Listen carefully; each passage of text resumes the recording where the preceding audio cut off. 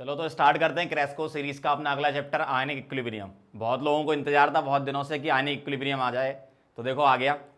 तो स्टार्ट करते हैं अपन आयनिक इक्विलिब्रियम में। सबसे पहले हम सब्सटेंस को क्लासीफाई कर रहे हैं, ठीक है। सब्सटेंस को हम किस तरीके से क्लासीफाई कर सकते हैं वो देखना जरा। सब्सटेंस को हम क्लासीफाई कर रहे हैं according to ionic equilibrium chapter. हम दो टाइप से बोल सकते हैं, एक बोल सकते हैं इलेक्ट्रोलाइट, इलेक्ट्रोलाइट, और एक बोल सकते हैं हम क्या, non electrolyte, non electrolyte. Electrolytes और नॉन इलेक्ट्रोलाइट्स क्या क्या होते हैं, देखो इलेक्ट्रोलाइट्स वो होते हैं जो डिसोसिएट होते हैं आयंस में, है ना। तो मैं लिख रहा हूं इलेक्ट्रोलाइट्स क्या है, dissociate into ions, dissociate into ions, ये आयन में डिसोसिएट होते हैं। और नॉन इलेक्ट्रोलाइट हम किसको बोलते हैं, ये होते हैं non electrolytes do not dissociate into ions, ठीक है। तो जो डिसोसिएट होता है वो इलेक्ट्रोलाइट होता है, जो डिसोसिएट नहीं होता है वो नॉन इलेक्ट्रोलाइट होता है, ठीक।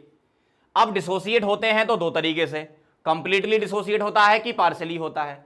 अगर कंप्लीट डिसोसिएशन होता है, कंप्लीट डिसोसिएशन अगर हो रहा है तो हम उनको बोलते हैं स्ट्रॉन्ग इलेक्ट्रोलाइट। क्या बोलते हैं, स्ट्रॉन्ग इलेक्ट्रोलाइट।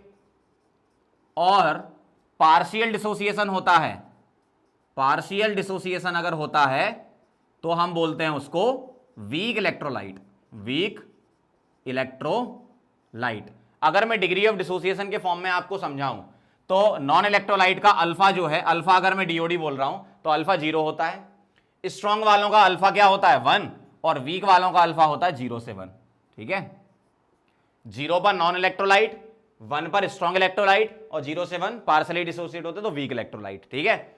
स्ट्रॉन्ग और वीक इलेक्ट्रोलाइट के बारे में अभी अपन आगे लिखेंगे। नॉन इलेक्ट्रोलाइट के एग्जांपल यहां लिख लो, जैसे यूरिया हो गया, ग्लूकोज हो गया, इस टाइप के, है ना, फ्रक्टोज, ईटीसी, जो डिसोसिएट नहीं होते, ठीक है। और स्ट्रॉन्ग और वीक के अभी हम अगले वाले पॉइंट में लिखने वाले हैं, ठीक है, स्ट्रॉन्ग और वीक क्या होते हैं। चलो आगे बढ़ते हैं।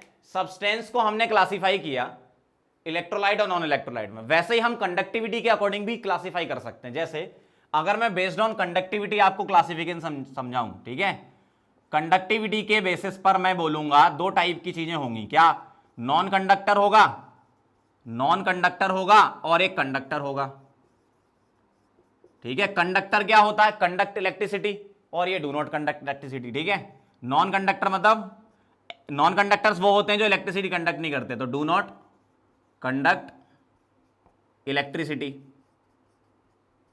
और कंडक्टर क्या होते हैं, कंडक्ट इलेक्ट्रिसिटी, मतलब जो इलेक्ट्रिसिटी का फ्लो कराते हैं, कंडक्ट इलेक्ट्रिसिटी। अब अगर इलेक्ट्रिसिटी कंडक्ट कर रहे हैं तो दो तरीके से कंडक्टर हमारे पास होते हैं, फ्री इलेक्ट्रॉन्स की वजह से इलेक्ट्रिसिटी कंडक्ट हो रही है या फ्री आयंस की वजह से हो रही है, ठीक है। अगर मैं आपसे बोलूं मेटेलिक कंडक्टर, मेटेलिक कंडक्टर, और दूसरा है इलेक्ट्रोलिटिक कंडक्टर, इलेक्ट्रोलिटिक कंडक्टर, तो कंडक्टर को दो टाइप से क्लासिफाई कर रहे हैं, मेटेलिक और इलेक्ट्रोलिटिक। मेटेलिक कंडक्टर क्या होते हैं, ऐसे कंडक्टर जो फ्लो इलेक्ट्रिसिटी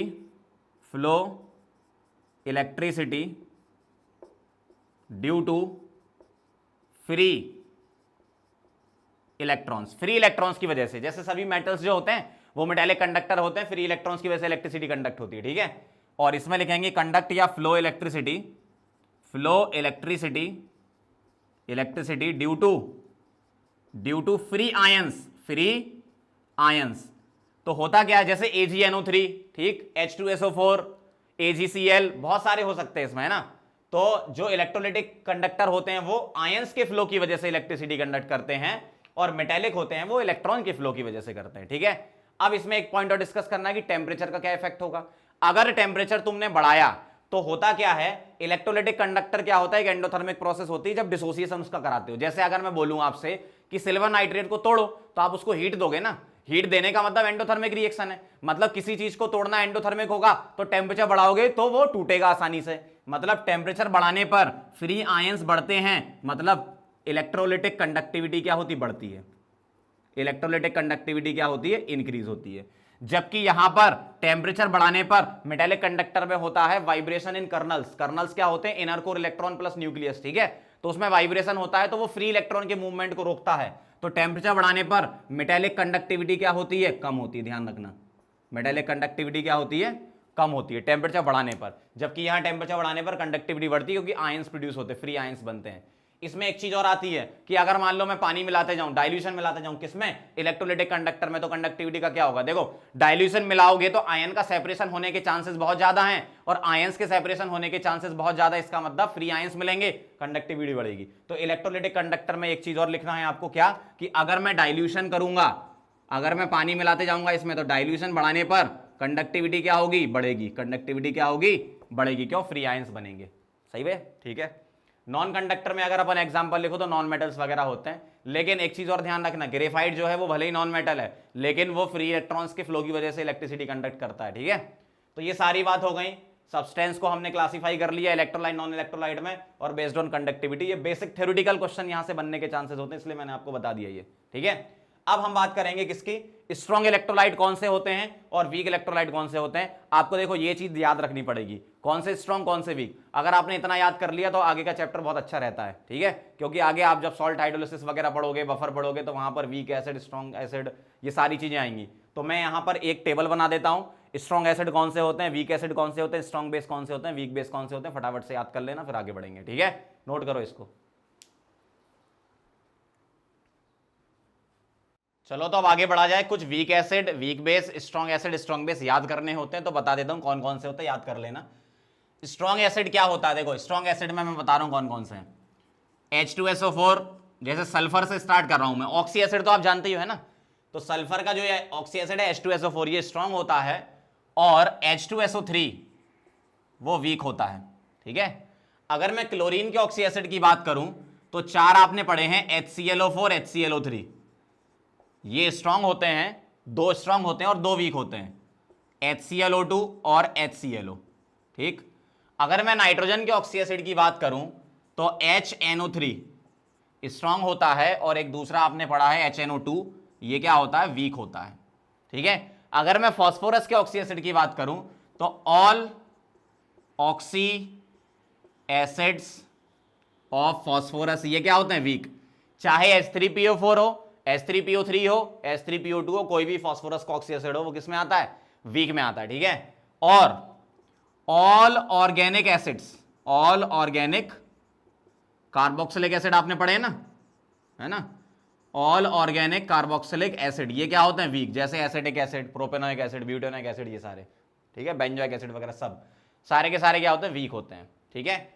और कुछ और भी होते हैं जो वीक, जैसे HCN, ये वीक होता है। बोरोन का ऑक्सी एसिड H3BO3, ये वीक होता है। कार्बन का H2CO3, ये वीक होता है, ठीक है।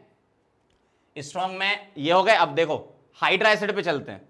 हाइड्रा एसिड मतलब HCl, HBr, HI, HF, ये वाले। तो हाइड्रा एसिड में अगर हेलोजन की बात करूं तो HCl, HBr, HI, ये स्ट्रॉन्ग होते हैं, और HF जो होता है हाइड्रा एसिड में, HF जो होता है वो वीक होता है, और बाकी सारे क्या होते हैं, स्ट्रॉन्ग होते हैं। समझ गया बात को। चलो स्ट्रॉन्ग बेस के बारे में बात कर लेते हैं। स्ट्रॉन्ग बेस के बारे में बात करूंगा तो all alkali metal, alkali metal hydroxides, all alkali metal hydroxides, ये क्या होते हैं, स्ट्रॉन्ग बेस होते हैं, ठीक है। एंड अल्कलाइन में एक होता है BaOH होल ट्वाइस, ये स्ट्रॉन्ग होता है, बाकी सारे वीक होते हैं, ठीक है। वीक बेस में क्या लिखूंगा, ऑल अल्कलाइन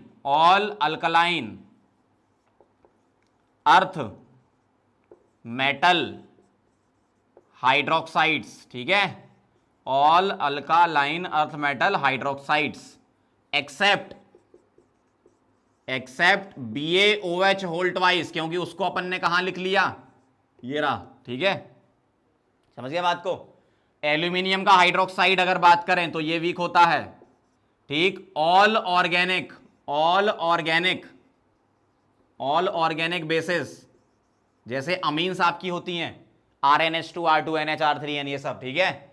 अमोनिया का सॉल्यूशन अगर आप बोलो, अमोनिया मतलब एक्वस अमोनिया बोल दो, NH4OH वगैरह, ये क्या होते हैं, वीक बेस होते हैं। समझ गए बात को, कौन स्ट्रॉन्ग कौन वीक है। सारे के सारे स्ट्रॉन्ग यहां लिख दिए मैंने, जो अपने को काम के हैं अपने, ठीक है, जो अपने को याद रखने, वो ये हो गए। वीक एसिड ये हो गए, स्ट्रॉन्ग बेस ये हो गए, वीक बेस ये हो गए, ठीक है। एक बार अच्छे से इसको रीड कर लेना, वैसे बहुत सारे तो आपको पहले से याद हैं, कुछ एक दो और नए नए आए होंगे तो उनको भी कर लेना, ठीक है। नोट करो इसको, फिर आगे बढ़ते हैं।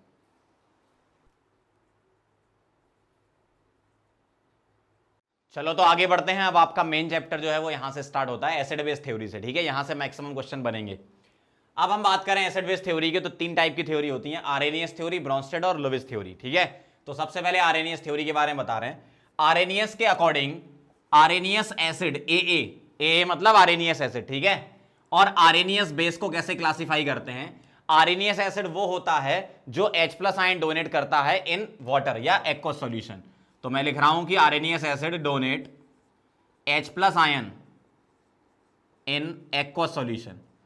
एक्वस सॉल्यूशन में H+ आयन डोनेट करता है वो आर्रेनियस एसिड, और OH- donor in aqueous solution, तो क्या हो जाएगा वो आर्रेनियस बेस, ठीक है। अब H+ डोनेट करने वाले कौन से हैं? आप बहुत सारे जानते हो, जैसे हाइड्रा एसिड अपने होते थे HX, ठीक, H2SO4, ये सब H+ देते हैं। अगर एक H+ देता है तो उसको मोनोबेसिक बोलते हैं, 2 H+ देता है तो डाइबेसिक बोलते हैं, 3 देता है तो ट्राइबेसिक बोलते हैं, ऐसा होता है, ठीक है। जैसे और लिख लो, H+ डोनेट करने वाले लिखने हैं, ठीक है। H3PO4 हो गया, HClO4 हो गया, HCN हो गया, ये सब क्या करते हैं? H+ डोनेट करते हैं, किसमें? एक्वस सॉल्यूशन में। और एक्चुअल में होता क्या है, जो H+ एक्वस सॉल्यूशन में जाता है, हाई चार्ज डेंसिटी होने की वजह से H+ के फॉर्म में ना एग्जिस्ट करके वाटर के मॉलिक्यूल घेर लेते हैं उसको।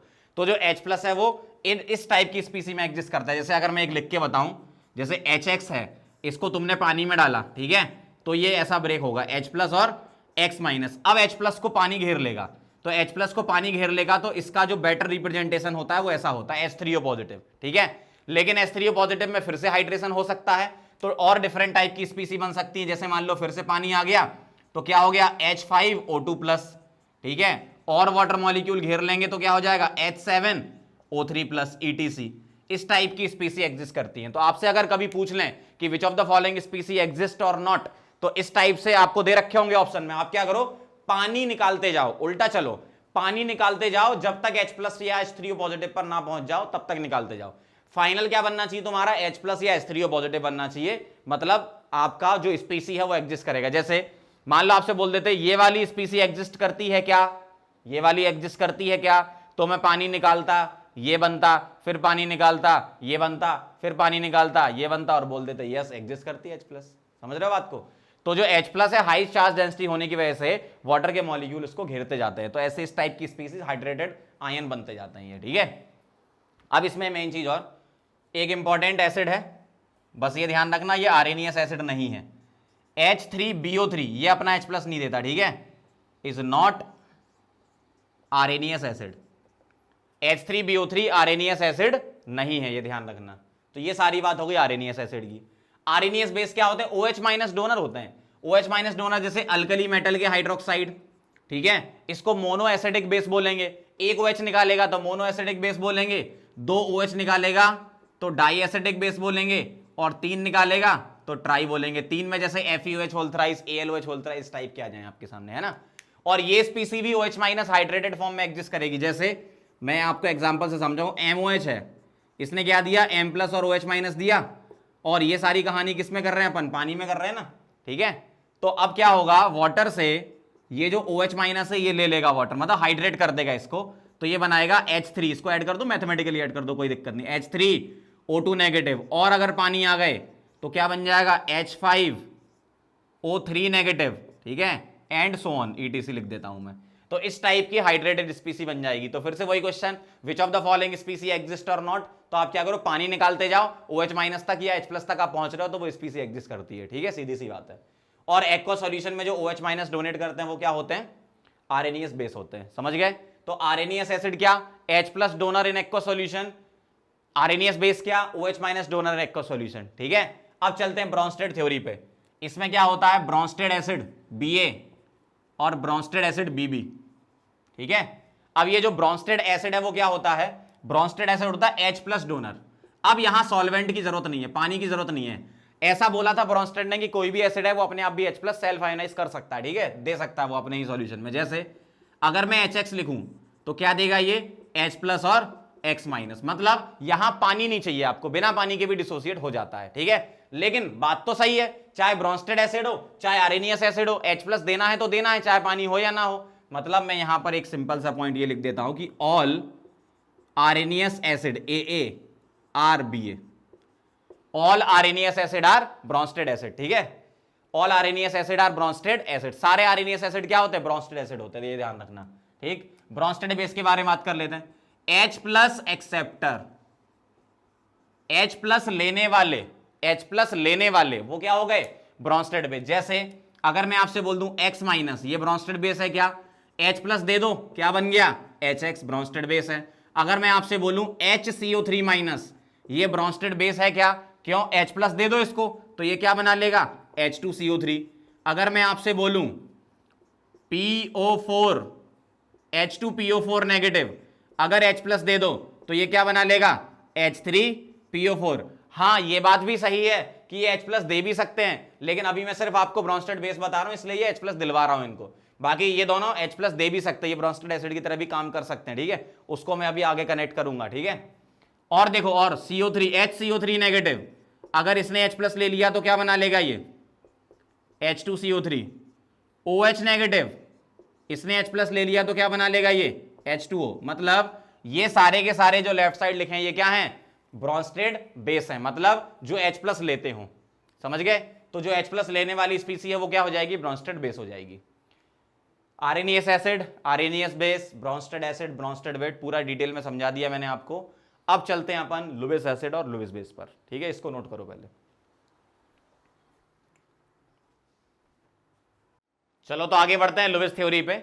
लुईस एसिड बेस थ्योरी में क्या है? लुईस एसिड और लुईस बेस। ठीक है, लुईस एसिड क्या होते हैं? Lone pair acceptor, lone pair acceptor, ये क्या होते हैं? Lewis acid. और लुईस बेस क्या होते हैं? लोन पेयर डोनर, ये क्या होते हैं? लुईस बेस होते हैं। ठीक है, जैसे loan pair acceptor, lone pair donor में मैं कुछ एग्जांपल लिख देता हूं, जैसे H+ हो गया। ठीक है, और अगर बात करें CO2 हो गया, ठीक, SF4 हो गया, PF5 हो गया, BCl3 हो गया, ठीक, AlCl3 हो गया, इस टाइप के और भी बहुत सारे हो सकते हैं, FeCl3 हो गया। मतलब आपको सिर्फ ये चेक करना है कि लोन पेयर लेने के लिए कैपेसिटी है कि नहीं है। H+ में तो वैकेंट ऑर्बिटल हैं, BCl3 में वैकेंट है, AlCl3 में वैकेंट है, FeCl3 में वैकेंट है। सामने से देख के समझ में आ जाता है आपको, केमिकल बॉन्डिंग आप जानती हो। लेकिन CO2 लुईस एसिड क्यों है? अगर कोई लुईस बेस आता है देने के लिए तो इसमें जो पाई बॉन्ड है वो टूट जाता है आसानी से। ठीक है, इसका मतलब इसके पास देखो, इसके पास इलेक्ट्रॉन तो 8 हैं, CO2 मॉलिक्यूल के पास 8 इलेक्ट्रॉन है, लेकिन कोई लुईस बेस देने आएगा तो ये अपना पाई बॉन्ड तोड़ लेगा। जैसे आप अगर ध्यान से देखो, CO2 का स्ट्रक्चर ऐसा होता है, अगर कोई लुईस बेस लोन पेयर लेकर आया देने के लिए तो ये पाई बॉन्ड टूट जाता है, मतलब ये ले लेता है। ठीक है, SF4 में इसमें भी इलेक्ट्रॉन भरपूर हैं, लेकिन एक्चुअल में वैकेंट डी ऑर्बिटल की वजह से ऐसा होता है। तो इन दोनों में वैकेंट डी ऑर्बिटल होते हैं। वैकेंट डी ऑर्बिटल कहां होते हैं? एटॉमिक नंबर 13 से 17 हो उनके नीचे, तो उनमें वैकेंट डी मिलता है आपको। जैसे सल्फर, फास्फोरस, इनमें वैकेंट डी होते हैं, क्लोरीन वगैरह इनमें भी होते हैं। तो ये क्या करते हैं? वैकेंट डी में इलेक्ट्रॉन रख लेते हैं, जबकि ये तो आपका वैसे ही दिख रहा है। बोरॉन ने 3 बॉन्ड बना रखे हैं, 6 इलेक्ट्रॉन, मतलब 2 इलेक्ट्रॉन की कमी। सेम ऐसे यहां पर, सेम ऐसे यहां पर। मतलब लोन पेयर एक्सेप्ट करने वाली स्पीसी को हम क्या बोलेंगे? लुईस एसिड बोलेंगे, मतलब उसके पास जगह हो लोन पेयर को रखने के लिए। ठीक, आगे बढ़ते हैं। Lewis base, lone pair donor. तो लोन पेयर डोनर मतलब लोन पेयर होना चाहिए, जैसे X नेगेटिव, ये लोन पेयर डोनेट कर देगा। OH- हो गया, ठीक, अमोनिया हो गया, ये लोन पेयर इसके पास, वाटर हो गया, ये लोन पेयर है इसके पास। मतलब ये सब क्या है? लुईस बेस है। जिसके पास लोन पेयर होगा तो वो ऑब्वियसली डोनेट करेगा। तो lone pair donor, maximum cases में ऐसा होता है कि जो लोन पेयर रखते हैं स्पीसी वो डोनेट करता है। तो ये क्या हो गए? लुईस बेस हो गए। तो लुईस बेस क्या होता है? लोन पेयर डोनेट करने वाली स्पीसी, और लुईस एसिड क्या? लोन पेयर एक्सेप्ट करने वाली स्पीसी। ठीक है, इसको नोट करो। फिर एसिड बेस थ्योरी से रिलेटेड कुछ इंपॉर्टेंट टाइप के क्वेश्चन होते हैं, वो मैं आपको बताता हूं, जैसे conjugate acid base pair, amphiprotic स्पीसी and all that. ठीक है, इस टाइप के क्वेश्चन, इसको नोट करो, फिर आगे बढ़ते हैं। चलो आगे बढ़ते हैं, कॉन्जुगेट एसिड बेस पेयर पे चलते हैं। ये जो कॉन्सेप्ट है ये ब्रॉन्स्टेड की थ्योरी से रिलेटेड है। ठीक है, ध्यान से देखना जरा। अगर कोई भी एसिड आपको गिवन है, ठीक है, अगर एसिड में से मैं H+ निकाल दूं तो जो बाकी बची हुई स्पीसी है, एनायनिक स्पीसी जो होगी, या कोई न्यूट्रल भी हो सकता है, मतलब H+ निकालने के बाद जो स्पीसी बची उसको बोलते हैं कॉन्जुगेट बेस।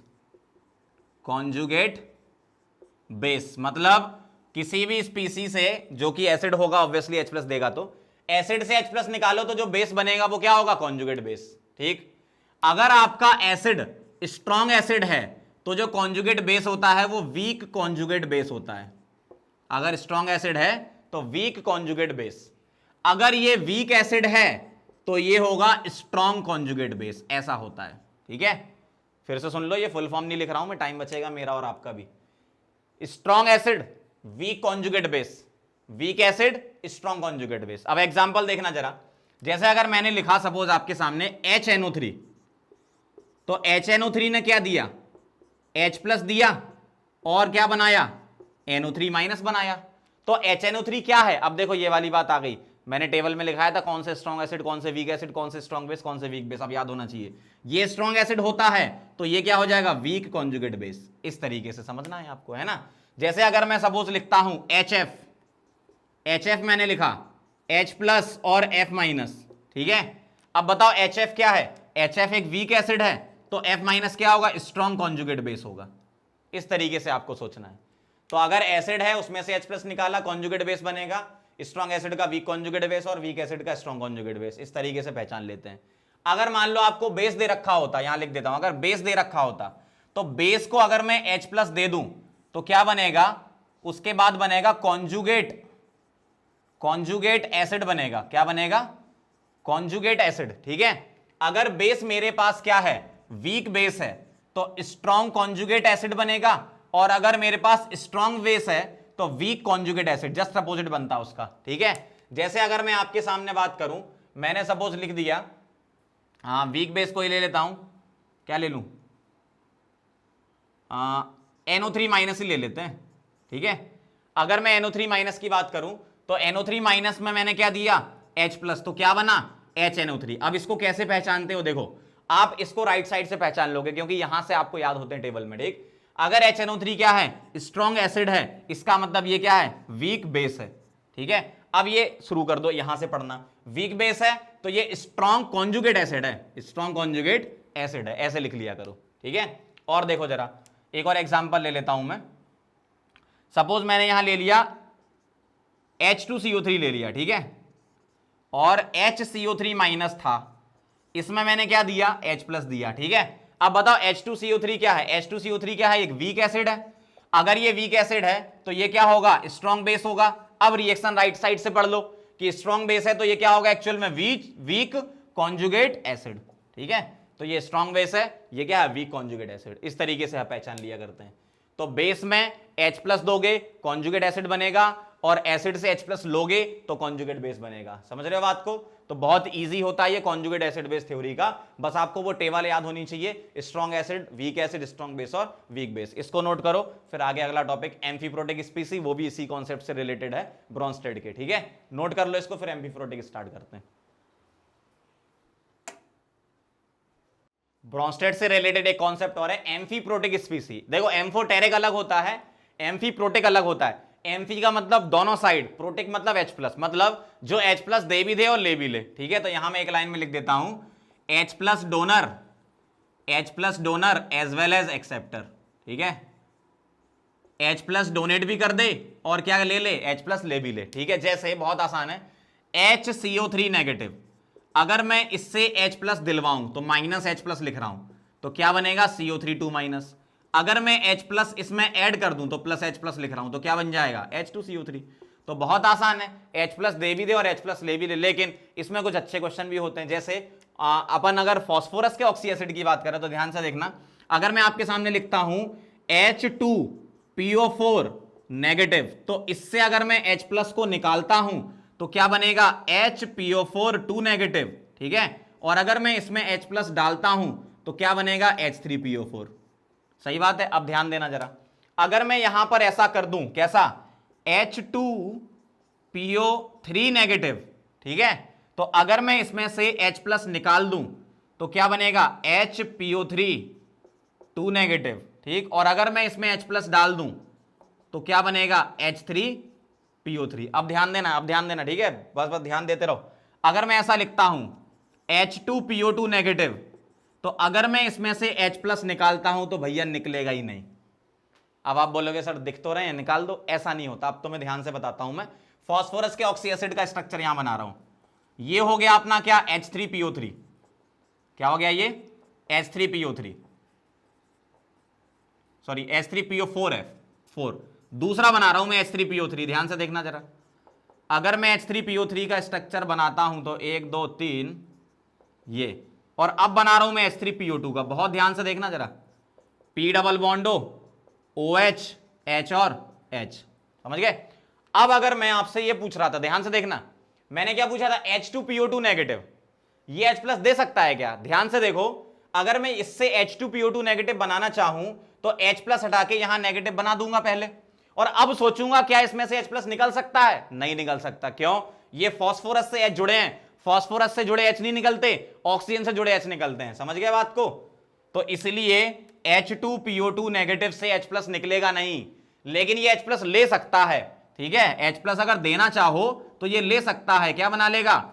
H3PO2, मतलब ये ब्रॉन्स्टेड बेस होगा, एम्फीप्रोटिक नहीं होगा, जबकि ये Bronsted acid as well as base, मतलब एम्फीप्रोटिक, ये भी Bronsted acid as well as base, मतलब एम्फीप्रोटिक, और ये भी एम्फीप्रोटिक। तो ये ध्यान रखना है आपको, थोड़ा सा केमिकल बॉन्डिंग भी पता होना चाहिए।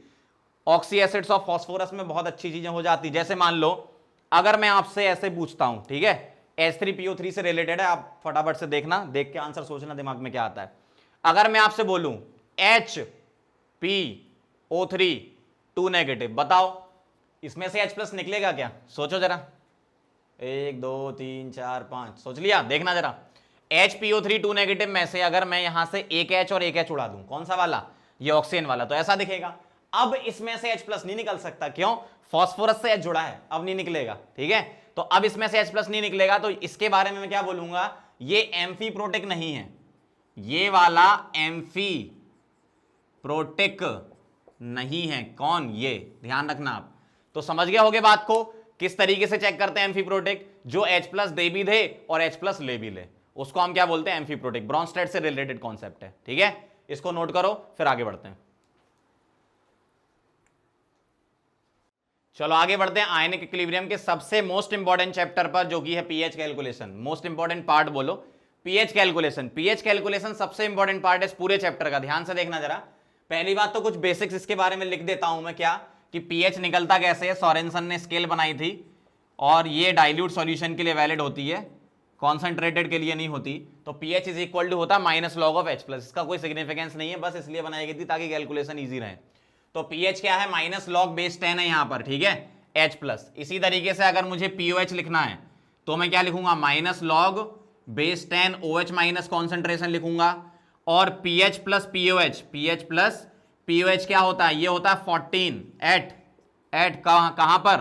25 डिग्री सेंटीग्रेड की बातें चल रही हैं ये, ठीक है, क्योंकि इस टेम्परेचर पर 25 डिग्री सेंटीग्रेड पर H प्लस कॉन्सेंट्रेशन होता है 10 की पावर -7, जो कि OH माइनस के बराबर होता है, ठीक है। लेकिन अगर मैं टेम्परेचर चेंज कर दूं, जैसे एक पॉइंट तो 25 वाला लिख लिया, अगर मैंने टेम्परेचर को बढ़ा दिया तो PH प्लस POH कितना हो जाएगा? 12 एट कहां पर? 90 डिग्री सेंटीग्रेड, मतलब 90 डिग्री सेंटीग्रेड पर H प्लस और OH माइनस 10 की पावर -6 हो जाता है। ऐसा क्यों हो जाता है? टेम्परेचर को बढ़ाते हैं तो KW बढ़ता है, आयनिक प्रोडक्ट ऑफ वाटर क्या बढ़ता है? क्या होता है? बढ़ता है। क्यों? क्योंकि ये एंडोथर्मिक प्रोसेस होती है, तो टेम्परेचर बढ़ाने से बढ़ता है, तो टेम्परेचर बढ़ाने से KW बढ़ता है। अगर मैं 25 डिग्री सेंटीग्रेड पे बात करूं तो पीएच स्केल होती है 0 से 14 और मिड पॉइंट होता है 7, मतलब 0 से 7 तक एसिड, 7 से 14 तक बेस और 7 पे न्यूट्रल होता है। लेकिन अगर वहीं 90 डिग्री सेंटीग्रेड की बात कर दूं तो स्केल छोटी हो जाएगी, अब 0 से 12 पहुंच जाएगी, और अब आपका 6 क्या हो जाएगा? न्यूट्रल पॉइंट हो जाएगा। 0 से 6 एसिड और 6 से 12 क्या हो जाएगा? बेस। समझ गए बात को? तो ये ध्यान रखना, 25 और 90 डिग्री सेंटीग्रेड में क्या डिफरेंस होता है? T बढ़ाते हैं तो KW बढ़ता है, इसलिए टेम्परेचर बढ़ाने पर आयनिक प्रोडक्ट बढ़ जाता है, जिससे पीएच स्केल छोटी हो जाती है, ठीक है। और सीधी सी बात है, पीएच अगर ज्यादा तो H प्लस कॉन्सेंट्रेशन कम होगी, ठीक। तो इससे हम पता लगा लेते हैं, कुछ बेसिक टर्म है। और सिंपल लॉग वाली वैल्यूज तो आपको याद होनी चाहिए। log 2 की वैल्यू होती 0.3, याद होगी तो अच्छी बात है, वरना log 10 तक तो आप याद कर लो, ठीक है। log 2 0.3 होता है, log 3 होता है 0.48, ठीक। log 4 आप log 2 की हेल्प से निकाल लोगे, log 5 याद कर लेना 0.7, ठीक है। log 6 आप log 3 और log 2 की हेल्प से निकाल लोगे, log 7 होता है 0.84 या 85 लिख लो आप, ठीक। अब इसी तरीके से log 8, log 9 और log 10 आप इन सब log की हेल्प से निकाल सकते हो, ठीक है। log के बारे में ज्यादा नहीं बता रहा मैं, नहीं तो फिर चैप्टर बहुत बड़ा खिंच जाएगा। log की वैल्यू आप याद कर लो 10 तक, ठीक है। अब चलते हैं अपन, यहां से मेन काम चालू होता है, ठीक, ध्यान देना। यहां से केस 1 है, स्ट्रॉन्ग एसिड हुआ और बेस हुआ, मतलब मैं एसिड के लिए करवाते जाऊंगा, आप सिमिलरली बेस के लिए लगा देना वैसे ही, ठीक है। अगर स्ट्रॉन्ग एसिड में H प्लस कॉन्सेंट्रेशन, इसके दो पार्ट बना रहा हूं मैं, क्या, अगर H प्लस कॉन्सेंट्रेशन 10 की पावर -6 मोलर के बराबर या ज्यादा हुई, ज्यादा का मतलब 10 की पावर -5 -4 -3, यही ज्यादा होता है ना। अगर सेकंड केस लेता क्या, H प्लस कॉन्सेंट्रेशन अगर ये 10 की पावर -6 से कम हुई, जैसे -7 -8 -9 एंड सो ऑन, ठीक, तो क्या होता है, मैं दोनों का एक एक क्वेश्चन आपको करके बता रहा हूं, ध्यान से देखना। मैं क्वेश्चन के फॉर्म में लिख रहा हूं क्या, फाइंड पीएच ऑफ 10 की पावर -3 मोलर HCl, ठीक है। और यहां मैं क्वेश्चन बना के लिख रहा हूं क्या, फाइंड पीएच ऑफ 10 की पावर -8 मोलर HCl, ठीक है। यहां HCl है और यहां भी HCl है, तो सबसे पहला काम, जो भी आपको यहां एसिड दे रखा होगा उससे H प्लस कॉन्सेंट्रेशन निकालो। अब मुझे एक बात बताओ, H प्लस कॉन्सेंट्रेशन कैसे निकलेगी, HCl में कितने H प्लस हैं, एक ही H प्लस है और स्ट्रॉन्ग इलेक्ट्रोलाइट है, तो सारा का सारा H प्लस में कन्वर्ट हो जाएगा, मतलब 10 की पावर -3 मोलर HCl मतलब H प्लस 10 की पावर -3 मोलर होगा, सही बात है। यहां पर क्या होगा, H प्लस कॉन्सेंट्रेशन होगी 10 की पावर -8 मोलर। अगर सपोज यहां पर मुझे H2SO4 दे देते, H2SO4, तो हम यहां पे 2 से मल्टीप्लाई कर देते, H2SO4 दे देते तो 2 से मल्टीप्लाई कर देते, ठीक है, ये ध्यान रखना आप। अगर बेस होता तो मैं यही सारी कहानी OH माइनस के लिए लगाता, ठीक है। तो एसिड के लिए यूजुअली क्वेश्चन बहुत सारे एसिड के लिए आते हैं ना, तो एसिड के लिए मैं आपको करके बता रहा हूं। अब ध्यान दो जरा, यहां पीएच कैसे निकाल ली है, यहां पीएच आएगी -log ऑफ H प्लस मतलब 10 की पावर -3, सही है। अब यहां लॉग का देखो फॉर्मूला तो आपको याद होना ही चाहिए, log A की power B, B log A, तो -3 आगे आएगा, एक माइनस पहले है तो हो जाएगा 3, समझ गए। चलो, तो इसका पीएच का आंसर क्या आया, 3 आया।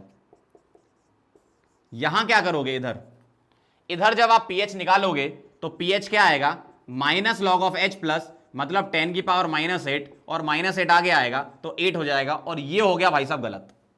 क्यों, पीएच 8 कैसे हो सकती है एसिड की, एसिड की पीएच तो 7 से कम होगी ना, और जब कुछ टेम्परेचर नहीं दे रखा हो तो 25 डिग्री सेंटीग्रेड लेके चलते हैं, मतलब ये वाली बात कर रहा हूं मैं। तो जब मेरे पास पीएच 7 से कम आनी चाहिए एसिड की, तो 8 कैसे आ गई भैया, मतलब कॉन्सेप्चुअल यहां पर गलत हो गया। तो अब क्या करना है, जब कभी भी ये केस आएगा तो आपको करना क्या है, H प्लस नेट निकालना है।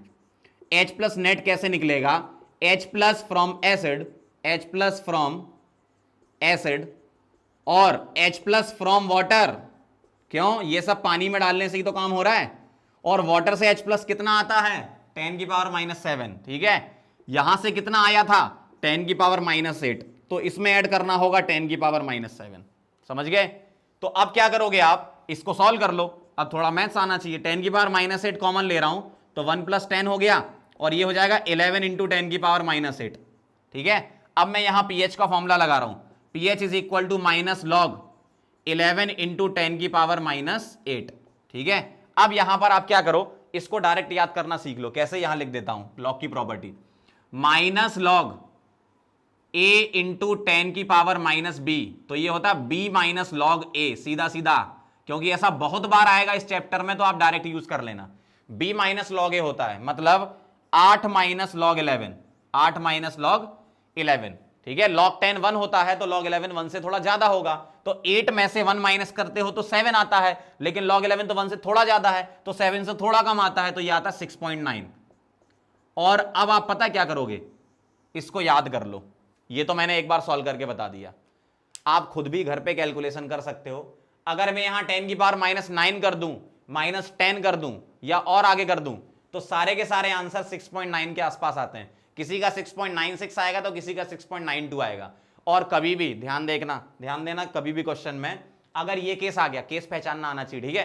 अगर आपने पहचान लिया कि अच्छा H प्लस कॉन्सेंट्रेशन 10 की पावर -6 से तो कम आ रही है, मतलब सीधे आंसर 6.9, आपको 4 ऑप्शन दिखेंगे, एक चमकता हुआ 6.9 दिखेगा, वो लगा देना। मैं पहले ही बता रहा हूं, बहुत सारे क्वेश्चन मैंने देखे हैं, जो भी इस केस से बिलोंग करते हैं, इतना कुछ नहीं करना, 6.9 आंसर ऑप्शन में दिख जाएगा आपको, ठीक है। तो अगर स्ट्रॉन्ग है तो उसको थोड़ा सॉल्व करना है, और स्ट्रॉन्ग में अगर ये केस है तो उसको सॉल्व करके देखना है। स्ट्रॉन्ग का अगर ये केस है तो सॉल्व मत करना, 6.9 आंसर लगा देना, ऑप्शन में मिलेगा आपको अगर क्वेश्चन आया तो 6.9 सीधे सीधे देख के लगा देना। अच्छा, एक और बात, अगर बेस हुआ तो अगर बेस हुआ तो यहां जो 6.9 है वो 6.9 नहीं होगा, उसका 7.1 हो जाएगा। समझ रहे हो बात को? क्यों? क्योंकि बेस होता तो ये सब OH माइनस होते, और OH माइनस होते तो ये POH आता। तो PH कैसे निकालते? 14 में से माइनस करके निकालते, है ना? तो वो 7.1 हो जाता। अगर बेस हुआ तो उसकी pH 7.1, और अगर एसिड हुआ तो उसकी pH 6.9 इस केस की। और इसकी तो आप सिंपल कैलकुलेशन से कर सकते हो। समझ गए बात को? अच्छा एक बात बताओ, मैंने यहां वाटर से H+ क्यों नहीं लिया? लिया था लेकिन बताया नहीं। मैंने यहां 10⁻⁻7 ऐड कर दिया और उसको इसके रेस्पेक्ट में नेग्लेक्ट कर दिया। क्यों? ये वाली वैल्यू बड़ी है 10⁻⁻7 से, तो इसलिए हमने सिर्फ ये ले लिया। तो ऐड तो भैया दोनों में ही करते हैं 10⁻⁻7। क्यों? जो एसिड आप पानी में मिलाओगे तो एसिड से जो H+ आएंगे वो, और पानी से जो H+ आएंगे वो नेट H+ आपको pH देंगे ना। लेकिन यहां मिलाने की जरूरत नहीं, क्योंकि ऑलरेडी नेग्लिजिबल है वो, तो इसलिए यहां हम डायरेक्ट कर देते हैं और यहां हम मिला के देख लेते हैं, और सिर्फ एक ही बार देखते हैं, बार बार मत करना। वैसा क्वेश्चन एग्जाम में ध्यान रखना, टाइम क्यों खराब करोगे? सीधा सीधा आंसर 6.9 याद करके जाओ। ठीक है, नोट कर लो इसको, फिर आगे बढ़ते हैं। चलो तो आगे बढ़ते हैं और सेकंड केस पे चलते हैं अपने। आपको क्या है, मिक्सचर दिया जाएगा, या तो आपको 2 स्ट्रॉन्ग एसिड दे देंगे, या 2 स्ट्रॉन्ग बेस दे देंगे, या 1 स्ट्रॉन्ग एसिड और 1 स्ट्रॉन्ग बेस दे देंगे। ठीक है, तो करना क्या है आपको सबसे पहले मिक्सचर के लिए H+ या OH- कॉन्सेंट्रेशन निकालनी है। और वो कैसे आएगी? वो आएगी आपकी N1V1 plus minus N2V2 divided by V1 plus V2। V1 V2 ये क्या है आपके पास? वॉल्यूम है, और N क्या है? नॉर्मेलिटी है। V वॉल्यूम और N नॉर्मेलिटी। 1 मतलब पहले सॉल्यूशन और 2 मतलब सेकंड सॉल्यूशन के लिए। नॉर्मेलिटी को जिसको मैं ऐसे भी लिख सकता हूं M1V1 N फैक्टर 1, क्योंकि मोलैरिटी इंटू N फैक्टर क्या होता है? नॉर्मेलिटी। और एसिड कितने H+ दे रहा है या बेस कितने OH- दे रहा है वो उसका N फैक्टर होता है। और क्या आएगा? Plus minus M2V2 N factor 2, ये क्या हो जाएगा इसके लिए, सेकंड वाले के लिए, और divided by V1 plus V2। अब कब प्लस लेना है कब माइनस लेना है वो सुनो। अगर दोनों प्लस हुए तो हमें क्या लेना है? अगर दोनों एसिड हुए या दोनों बेस हुए तो हमें प्लस लेना है। अगर एक एसिड और एक बेस हुआ तो हमें माइनस लेना है। कैसे अप्लाई करोगे? मैं न्यूमेरिकल आपको करके बता रहा हूं, किस टाइप के एग्जाम में न्यूमेरिकल आने के चांस हैं। ठीक है, ध्यान से देखो, ये एसिड है, ये तो पहचानना आता ना, ये एसिड है, ये एसिड है, मतलब क्या आएगा? यहां प्लस आएगा। ठीक है, और दोनों एसिड है तो फाइनल सॉल्यूशन क्या होगा? एसिडिक होगा तो H+ कॉन्सेंट्रेशन आपकी आएगी, उसको मैं लिखूंगा क्या? M1V1 N factor 1 plus M2V2 N factor 2 divided by V1 plus V2, यही लिखूंगा। अब मुझे बता दो M1 कितना है? M1 है भैया 1/5। ये जो M/5 लिखा है ना, M/5 का मतलब मोलैरिटी 1/5। ठीक है, और वॉल्यूम कितना है? 50। वॉल्यूम को ml में ही रखा रहने तो कोई दिक्कत नहीं, क्योंकि नीचे भी ml आएगा ऊपर भी ml, तो कोई टेंशन नहीं लेनी। N फैक्टर HCl का 1 होता है, प्लस M2 कितना है? 1/10। V2 कितना है? 50, और इसका N फैक्टर 2 आएगा, H2SO4 डाइबेसिक होता है, तो into 2 divided by V1 plus V2। 50 plus 50 कितना होता है? 100 होता है। ठीक है, 50/5 कितना हो गया? 10, और यहां कितना हो गया? 100/10, ये भी 10, सही है ना, डिवाइडेड बाय 100, तो ये हो गया 20/100। 20/100 मतलब 2/10, जिसको मैं लिख रहा हूं 2 × 10⁻⁻1। ठीक, अब H+ आ गया तो तुम pH निकालोगे कैसे? माइनस लॉग ऑफ H+ कितना है? 2 × 10⁻⁻1। अब मैंने आपको प्रॉपर्टी बोली थी, याद कर लो, log A × 10⁻⁻b B log A, B minus log A, तो B माइनस लॉग A, तो B माइनस log 2, तो 1 माइनस 0.3 होता है log 2, तो ये हो जाएगा आपका 0.7। तो इस तरीके से हम pH निकालेंगे। ठीक है, यहां पर आपको वो टेंशन नहीं लेना कि H+ की कॉन्सेंट्रेशन 10⁻⁻6 से कम है कि ज्यादा है। कभी भी मिक्सिंग वाले सॉल्यूशन होते हैं तो उसमें वो 10⁻⁻6 से ज्यादा वाली मिलेगा आपको। ठीक है, तो इसमें टेंशन नहीं लेना। आगे बढ़ते हैं, अगला क्वेश्चन करके देखते हैं। देखो, ये बेस है और ये एसिड है, तो अब तुम्हें कौन बताएगा कि H+ लेना है कि OH-? वो डिपेंड करता है। देखो, पहली बात तो माइनस तो तुम लगाओगे ना। अब पहले जो लिखा है वो बड़ा है कि बाद में जो लिखा है वो बड़ा है? तो मैं पहले यहां कुछ नहीं लिख रहा हूं, मैं सिर्फ ऐसे लिख रहा हूं, क्योंकि यहां मुझे H+ या OH- में से कुछ एक लिखना है। लेकिन मैं कैसे लिखूंगा? M1 मोलैरिटी 1/2, वॉल्यूम कितना है? 75, और इसका N फैक्टर 2 है, 2 OH- है। अब मैं माइनस लगाऊंगा और मॉड भी लगाऊंगा साथ में। ठीक है, यहां मोलैरिटी क्या है? M/1 का मतलब 1, वॉल्यूम कितना है 25 ml, नहीं लिखा यहां, लिख लो 25 ml है ना, और इंटू HCl का क्या होता है n फैक्टर 1। अब तुम मुझे बताओ इनमें से कौन सी वैल्यू बड़ी है, 2 से 2 उड़ा दो, इधर 75 आया और इधर क्या आया 25, ठीक है, और डिवाइड तो तुम्हें करना ही है किससे, V1 प्लस V2, 75 प्लस 25 कितना हो गया 100। अब तुम मुझे एक बात बता दो, न्यूमरेटर में वैल्यू किसकी बड़ी है, बेस की बड़ी है ना, इसका मतलब मुझे यहां क्या लिखना चाहिए, OH माइनस लिखना चाहिए। अगर एसिड बड़ा होता तो मैं H प्लस लिख देता, ठीक है, जो बड़ा होगा वही तो सॉल्यूशन बचेगा। तो अब ये सॉल्व कर लो थोड़ा, 75 माइनस 25 कितना होता है 50/100, ठीक है, 50/100 को कितना लिख दूं मैं 1/2।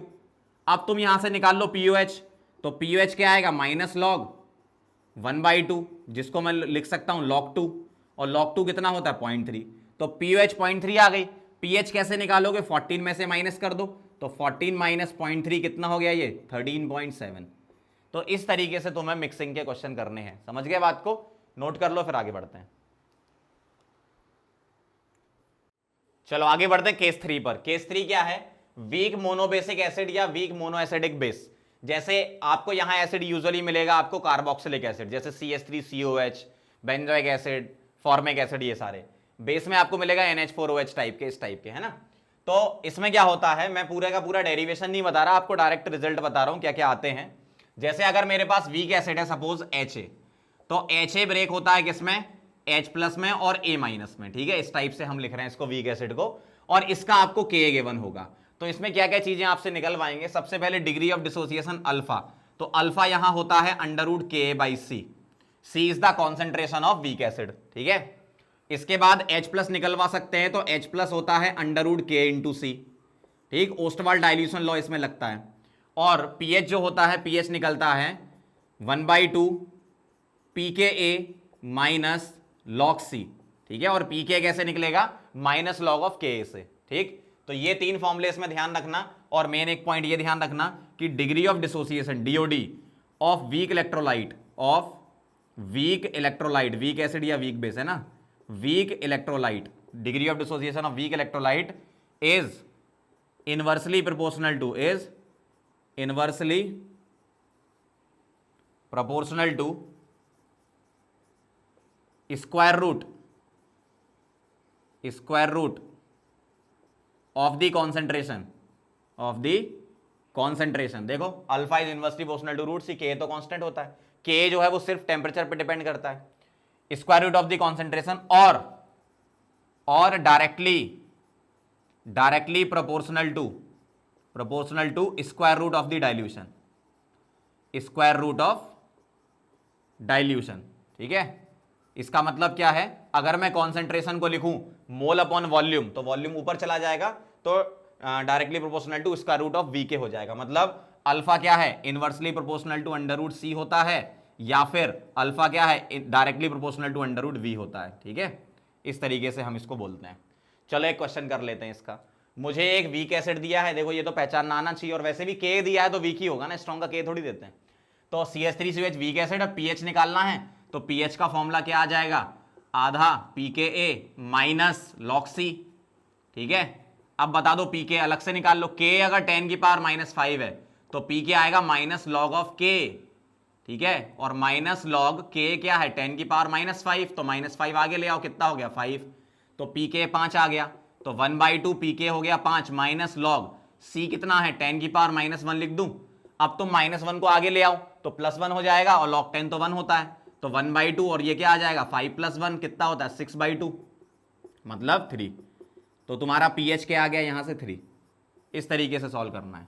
अगर मान लो इसी क्वेश्चन में तुमसे अल्फा पूछ लेते तो अल्फा कैसे निकालते, √Ka/C, K क्या है 10⁻⁵ अपॉन C कितना है 10⁻⁻1, तो ये आ जाएगा √10⁻⁴, मतलब 10⁻⁴ का अंडर कितना निकलेगा 10⁻²।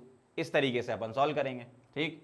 अगर मान लो H प्लस पूछ लेते तो H प्लस क्या आता √K/C, और K कितना है 10⁻⁵, और C कितना है 10⁻⁻1, तो √10⁻⁻6 हो जाता, और इसका अंडर बाहर निकल रहा 10⁻⁻3। आप pH के लिए ये वाला पाथ भी यूज कर सकते हो कि तुमने यहां से H प्लस निकाला और यहीं से pH निकालो, ये भी कर सकते हो। अगर आप फॉर्मूला याद करना नहीं चाहते हो तो कोई दिक्कत नहीं है, ठीक है, नोट कर लो इसको, फिर आगे बढ़ते हैं। चलो तो आगे बढ़ते हैं, फोर्थ केस देख लो जरा, बहुत अच्छा केस है ये, pH of weak polybasic acid या पॉलीएसिडिक बेस, मतलब एक से ज्यादा H प्लस देने वाला या OH माइनस देने वाला, ठीक है। अगर H प्लस देता तो एसिड होगा, OH माइनस देगा तो बेस होगा, बहुत सिंपल सी बात है। और ये क्या है, ये वीक होते हैं, जैसे मैं आपको बता देता हूं कैसे कैसे आपको यहां मिलेंगे। H3PO4 देखो, ये वीक है, पॉलीबेसिक, एक से ज्यादा H प्लस दे सकता है, ठीक। H2CO3 हो गया, H2S हो गया, इस टाइप के आपको यहां पर एसिड मिलेंगे, ठीक है। और बेस की बात करें तो ALOH whole thrice, FeOH whole thrice, इस टाइप के मिलेंगे। खैर एसिड वाला ही अपने को ध्यान देना है। होता क्या है इसमें, जब कभी भी इनका डिसोसिएशन होता है, जैसे मान लो H3PO4 है, इसको ब्रेक करके बता रहा हूं, तो जब कभी भी वीक का डिसोसिएशन होता है तो स्टेप बाय स्टेप डिसोसिएशन दिखाते हैं अपन ऐसे, ठीक है। पहला H प्लस निकला तो Ka1, अब H2PO4 माइनस, ये भी ब्रेक होगा, H प्लस और HPO4 2 माइनस में। दूसरा H प्लस निकला तो Ka2, इसी तरीके से HPO4 2 माइनस ब्रेक होगा, H प्लस और PO4 3 नेगेटिव। तो तीसरा निकला तो Ka3। इस टाइप से आपको डिसोसिएशन कांस्टेंट गिवन होते हैं और पूछते हैं बताओ H प्लस क्या है, ठीक है। आपसे पूछते हैं कि बताओ H प्लस क्या है या पीएच क्या है, ठीक है, ध्यान से देखना जरा। अब अगर मैं आपसे बोलूं कि आपको K दिए जा रहे हैं और ये वीक है, तो एक्चुअली में पता क्या होता है, इसका K ज्यादा होता है, फिर K1 ज्यादा होता है, फिर K2, फिर K3। तो होता क्या है, जब कभी भी वीक एसिड होता है तो उसका डिसोसिएशन धीमे धीमे कम होते जाता है, ठीक है। K1, फिर K2 और फिर क्या है K3। मतलब मैक्सिमम H प्लस तो आपको इसी से मिल जाएगा, किससे, पहले डिसोसिएशन से। फिर बाद में जो H प्लस मिलेगा वो बहुत ही कम होगा, इसका मतलब पीएच फिर आगे चेंज नहीं होगी। तो इसका मतलब आपको मेन फोकस किस पर रखना है, फर्स्ट वाले डिसोसिएशन पर। बस इसी से H प्लस निकालो, इसी से पीएच निकाल लो, आपका आंसर सही आ जाएगा, ठीक है। कैसे निकालोगे, ये बिल्कुल वैसा ही केस है जो पीछे पड़ा, ये वीक मोनोबेसिक जैसा मान के चल लो आप। जैसे अल्फा अगर आप लिखोगे तो अल्फा क्या लिखोगे, अंडर Ka1/C लिख देना, बस Ka1 का कॉन्ट्रीब्यूशन ले लेना। इसी तरीके से H प्लस क्या लिखोगे, अंडर Ka1/C। ये तो बहुत अच्छा काम हो गया, क्योंकि आपने भाई ओस्टवाल डायल्यूशन लो, वीक पीछे वाला केस था ना, वीक मोनोबेसिक एसिड वाला, तो वही तो हो गया ये एक तरीके से। और पीएच कैसे निकालोगे, पीएच निकालोगे 1/2, pKa की जगह बस A1 लिख देना माइनस log C, इस तरीके से करेंगे अपन, ठीक है। अब इसमें एक दो क्वेश्चन और बनते हैं, कैसे, फर्स्ट एनायन की कॉन्सेंट्रेशन, सेकंड एनायन की कॉन्सेंट्रेशन और थर्ड एनायन की कॉन्सेंट्रेशन भी साथ में बता दो। तो H2PO4 नेगेटिव, फर्स्ट एनायन की कॉन्सेंट्रेशन वही होती है जो H प्लस की होती है, मतलब अंडर Ka1C, ठीक है। सेकंड एनायन की कॉन्सेंट्रेशन क्या होती है, HPO4 2 माइनस, सेकंड एनायन की कॉन्सेंट्रेशन होती है Ka2 के बराबर। पूरा डेरिवेशन नहीं कर रहे, नहीं तो फिर बहुत बड़ा खिंच जाएगा चैप्टर, वन शॉट वीडियो बना रहे हैं तो डायरेक्ट फॉर्मूले ध्यान रखना। तीसरे एनायन की कॉन्सेंट्रेशन क्या होती है PO4 3 नेगेटिव की, ये होती है Ka2 Ka3 divided by H plus ले लो, मतलब अंडर Ka1C, ठीक है। Ka2 Ka3 upon H plus, ऐसा होता है अंडर Ka1C। तो ये कहानी है, ये फॉर्मूले याद होंगे तो आप फटाफट क्वेश्चन कर लोगे। जैसे पीएच निकाल लेते हैं बस, तो पीएच ऑफ 0.1 मोलर H3PO4 क्या आएगा बताओ, पीएच क्या आएगा, pH is equal to 1/2 pKa1 लिख देना बस माइनस log C, बाकियों से मतलब नहीं है पीएच निकालते टाइम। तो 1/2 pKa1 क्या आ जाएगा, अगर K1 तुम्हारा 10 की पावर -3 तो pK1 माइनस लॉग ऑफ 10 की पावर -3 मतलब 3 आ जाएगा, 3 माइनस लॉग 0.1 मतलब 10 की पावर -1, ठीक है। और -1 आगे लाओगे तो 3 + 1 4 हो जाएगा, 4/2 कितना आ जाएगा 2। तो बहुत सीधी सी बात है, पीएच निकालना बहुत आसान है, चाहे मोनोबेसिक वीक आ जाए चाहे पॉलीबेसिक वीक आ जाए, फॉर्मूला यही लगेगा, बस पॉलीबेसिक में क्या करना, बस यहाँ Ka1 कर देना। समझ गए बात को, आसान है, ठीक है। चलो आगे बढ़ते हैं। अब इसमें मुझे बता दो सेकंड एनायन की कॉन्सेंट्रेशन, चलो सारी चीजें निकाल लेते हैं। आप मुझे सबसे पहले अल्फा बता दो, एक बार पूरा सॉल्व करके बता रहा हूं। अल्फा क्या आएगा, under root Ka1 divided by C, तो ये आ जाएगा 10 की पावर -2 का अंडर रूट, मतलब 10 की पावर -1, ये अल्फा आ गया। H प्लस, और वही क्या होता है H2PO4 पहले एनायन की कॉन्सेंट्रेशन, ये बराबर होती है क्या, अंडर रूट K1C, K1 कितना है 10 की पावर -3 और C क्या है 10 की पावर -1, तो 10 की पावर -4 का अंडर रूट 10 की पावर -2 आ जाएगा। आप इस वाले पाथ से भी पीएच निकाल सकते हो, कोई दिक्कत नहीं। सेकंड एनायन की कॉन्सेंट्रेशन HPO4 2 माइनस, ये तो सॉल्व भी नहीं करना, ये तो आपको यही आंसर दिया है, किसके बराबर, K2 के बराबर, मतलब 10 की पावर -8, बहुत आसान। तीसरे एनायन की कॉन्सेंट्रेशन PO4 3 नेगेटिव, तीसरे एनायन की कॉन्सेंट्रेशन बताओ जरा, K2 K3, इसका मल्टीप्लाई कर दो तो 10 की पावर -8 इंटू 10 की पावर -13 और अपॉन H प्लस निकाल लिया था आपने यहाँ 10 की पावर -2, ठीक है। तो ये कितना आ गया 8 और 3 11, मतलब तो -21, और ऊपर से जाएगा -2 तो +2 बना के -19 ले आएगा। चेक कर लो जरा एक बार, सही है क्या? सही होगा और क्या, हाँ सही है। ठीक है, तो इस तरीके से सॉल्व करना। ये मैंने बहुत एक्सट्रीम केस बता दिया 3 वाला, बाकी तो आपको बहुत आसान आसान केस मिलेंगे। 2 वाला भी मिलेगा भाई, 2 वाले में क्या यहीं तक मामला खत्म हो जाएगा, तीसरे n की तो बात ही नहीं आएगी। तो 2 वाले में बस ये तीसरा वाला फॉर्मूला ही लगेगा, बस ये हो जाएगा काम। ठीक है, तो इस तरीके से आपको अप्लाई करना है। बहुत आसान चीजें हैं, बस एक बार देखते जाओ अच्छे से कि क्वेश्चन को कैसे करना है। मैं इसलिए साथ में आपको फॉर्मूले के साथ में क्वेश्चन भी करवाते जा रहा हूं, ताकि समझ में आ जाए कि कैसे लगाने हैं फॉर्मूले जो मैं बता रहा हूं। ऐसा नहीं कि थ्योरी खत्म कर दिया और चैप्टर खत्म, ऐसा नहीं है। भले ही थोड़ा सा ज्यादा टाइम लगे, थोड़े बड़े वीडियो बने, लेकिन सीखना पूरा है। मेन फोकस मेरा सिखाने पे और आपका सीखने पे होना चाहिए, वरना तो फॉर्मूले लिख दूंगा आधे घंटे में चैप्टर खत्म हो जाएगा। ऐसे नहीं करना, हमें अच्छे तरीके से करना, हमें ढोंग नहीं करना कि भाई चैप्टर खत्म किए जा रहे हैं। हमें प्रॉपर तरीके से पढ़ना है। सारी चीजें आपने मेरे पिछले वाले वीडियो भी देखे होंगे, पूरा डिटेल में पढ़ा रहा हूं मैं। कोऑर्डिनेशन का 2 वीडियो में खिंच गया, लेकिन फिर भी मैंने 2 में खींचा उसको, क्योंकि क्वेश्चन मेन इंपॉर्टेंट है। भले ही 1 घंटे ज्यादा लग जाए, लेकिन अच्छे से आपको समझ में आना चाहिए। ठीक है, तो इसको नोट करो, फिर आगे बढ़ते हैं। चलो तो आगे बढ़ते हैं केस नंबर 5 पर। अगर आपको 2 वीक एसिड का मिक्सचर दिया जाए या 2 वीक बेस का दिया जाए, ऐसा नहीं कि एक एसिड और एक बेस देंगे, क्योंकि एक एसिड एक बेस होगा तो फिर वो वीक एसिड वीक बेस का सॉल्ट बन जाएगा, फिर उसको हम सॉल्ट हाइड्रोलिसिस से सॉल्व करेंगे। ठीक है, ध्यान देना क्वेश्चन पर। आपको दोनों वीक एसिड दिए जाएंगे या दोनों वीक बेस दिए जाएंगे, एक एसिड एक बेस, वो सॉल्ट हाइड्रोलिसिस में कवर होगा। तो कैसे करना है आपको, अगर दोनों आपको वीक एसिड दिए गए तो H+ कॉन्सेंट्रेशन हम निकालेंगे √ K1C1 + Ka2C2। अगर बेस दिए गए तो बेस के लिए हम क्या लगाएंगे, फिर ये लगाएंगे OH- कैसे निकलेगा, √ Kb1C1 + Kb2C2। ठीक है, ये ध्यान रखना।